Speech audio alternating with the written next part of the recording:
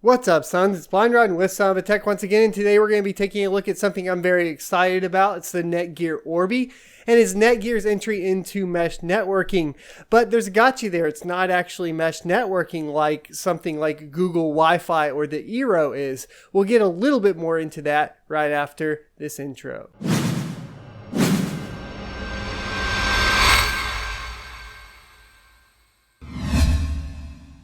Alright, welcome back. So if you take a look at the Netgear Orbi, I did feel like the industrial design overall was very nice and clean.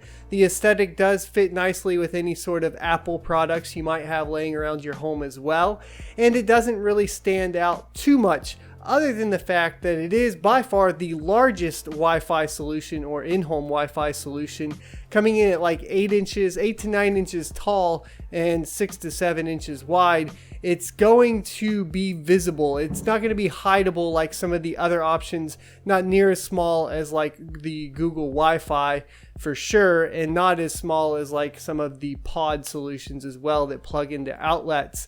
Now, there are a few reasons I decided to go with the Orbi initially, and we'll kind of go over that right now. The number one reason is that it was already a system that I was accustomed to. As far as the web GUI was straight up Netgear. So if you've had any Netgear routers before, you're going to feel right at home. The only additional options that get added in is going to be pretty much the satellites, attaching and detaching satellites. Now, that is where we can go into talking about the difference between the Orbi and, say, a mesh network, where a mesh network will grab the signal from other devices or other satellites. So it'll grab the signal from the next closest device. The Orbi system only goes up to 3 devices, and that's because it's meant to be in home, and the central point is going to be the main router, or this piece right here. And then from there, both satellites, or the 2 additional satellites you can purchase, will then attach to that. The downside of this would be if you don't have a central location for your Orbi and you have a very large home, which means if you had this at the end of your house and you put a satellite at the other very far end, it's not going to be as advantageous as, say, a true mesh network would be. So keep that in mind. However, that being said, just 2 systems, or the router and then of course, or gateway as they are also called, and the satellite will cover up to 6,000 square feet. And in my experience, it covers up to a lot more than that.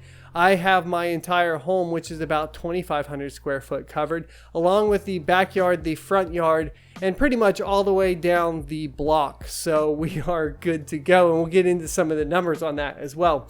The other reasons is because when I was looking at all of the options, I wanted to make sure that I had an option for DMZ, which some of the solutions did not have, just straight up. I wanted to make sure I still had all the port forwarding options. I wanted to make sure I could both have bridging options and VLAN options, which the Orbi supports. And I wanted to go ahead and have MU-MIMO, which is going to kind of help speed up, and you'll see a lot of the Wi-Fi signals I'm going to be getting here is in a large part due to that technology. There are some other devices on the market or mesh networks that do support this as well, but one that does not is the Ubiquiti Amplify, and the Ubiquiti Amplify actually doesn't support a lot of other stuff either. The other thing to note is a lot of these devices, I believe the Google and the Eero only work off of like a smartphone app, so your iPhone or Android. The good thing about the Netgear Orbi is it's going to be a lot more traditional. You're going to have a web GUI, but they do have apps for both the iPhone and Android, and it connects up pretty much like any other smart device in your home. So if you've ever had like a Chromecast or a Ring doorbell or any kind of smart device like that, what you'll notice is when you go into setup, it'll go, hey, connect to, the Wi-Fi, and then it'll guide you through a walkthrough. And that's essentially exactly what the Orbi does. So once you get that done, you can actually just set it up with a phone or go on to your PC and hook it in with an Ethernet as well, connect to it, and then it'll walk you through the setup process. It's pretty smooth and painless, and then you will just make sure you have power to your satellite, and then get that connected up as well. So these are kind of all the reasons I picked it up, or those were the main reasons. Now, previously I just had a Netgear Nighthawk AC1750 router, and it would not reach to the other end of the house. This room, or this office, is in the front corner of the house, and so the back corner of the house I couldn't get good signal to, and that's where my daughter's PC is. So my options were either hardwire the whole house, which we just moved into, and that seems like a huge task, or give this a shot. And I went ahead and gave this a shot, and pleasantly surprised, and then the setup is super easy. Alright, so to test, I picked up an application called LAN Speed Test Lite, and it goes ahead and you create a share on a device. The device I created the share on was a hardwired device, or my main desktop, that was connected to the Orbi. Then I used my Lenovo laptop with an AC wireless adapter and started to test speeds. But plugged in directly, we had speeds of 714 megabits per second write, which is the upload, and 842 megabits per second download, which is the reading. So those were the numbers for wired into the Orbi directly with both devices. So now let's talk about some wireless speeds. Right next to the router is obviously going to be the best, and this is next to the gateway or the primary router. We had a write of 170 megabits per second, while the download was 429 megabits per second. So we are significantly slower, but for my internet speed with Time Warner, or now Spectrum, I have download of 300 to 350 and upload of only 20. So I would be able to theoretically get all of my internet speed capabilities straight through to my device. And after testing this with speedtest.net, I was able to verify this. And this continues throughout all of the tests as we move forward. The next wired one, though, that I wanted to talk about before we move on too far is going to be wired to the actual satellite itself. In some cases, you might have devices that are not wireless, and you would rather have them in the area that one of these satellites is in. Well, you can wire in, as they do have like 4 or 5 Ethernet ports. Sorry if I forgot this. Let's take a look. I believe it's 4. So it is 4 ports on the back of the Orbi, and you can plug up to 4 devices into the Ethernet on the satellite device itself. So if you do this, you are going to be seeing, depending on where you place the device, and mine is about 30 feet away from this device, which is kind of the furthest you want to go from what I've been able to tell.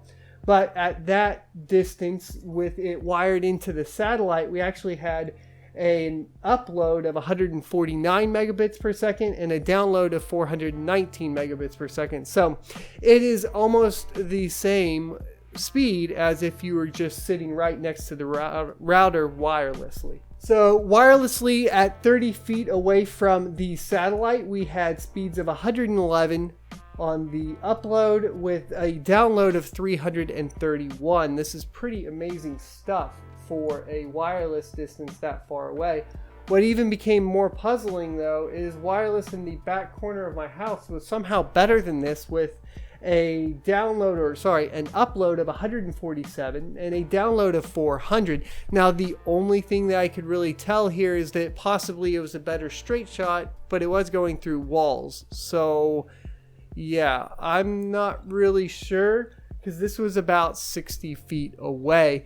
All I could tell you is that there might be some other network traffic going on. Of course, other devices were being connected into the house and being used at the time randomly, and could have been taking some of the wireless bandwidth when I was doing the 30 feet test. The proof of concept here is that the mesh network works. The mesh network works. There you go. And not only does it work, but it works quite well. And the Orbi in particular has some of the fastest speeds I've seen available at these kinds of distances. Finally, the worst case scenario that I was able to obtain was at 120 feet away outside, and I had an upload of 62 megabits per second with a download of 190 megabits per second. I'll try to upload all of these images probably to my Patreon so you can check them out there and create a chart as well at some point so you can get a better idea. But what I really wanted to demonstrate here is that you can get some of the fastest Wi-Fi speeds with about a $350 budget without having to go through your home and hardwire everything and hardwire a whole bunch of WAPs throughout your whole home. Now, of course, you're not going to get as fast as wired, and nobody really expected that ever. If you came looking for that device, you need to fast forward quite far into the future, most likely at this point. So good luck on that if that's your quest. But if your quest is to have good Wi-Fi coverage and consistent Wi-Fi coverage, I definitely recommend picking up the Netgear Orbi. I will leave an Amazon affiliate link in the description below, so if you purchase through there, I will get a kickback. Don't forget to check me out on Patreon at patreon.com/sonofatech, and also don't forget that we do have forums at sonofatech.com. Come stop by, hang out, and chat with us about random technology that you might be interested in or enthusiastic about. Thanks for watching, and until next time, I'll see you next Tuesday.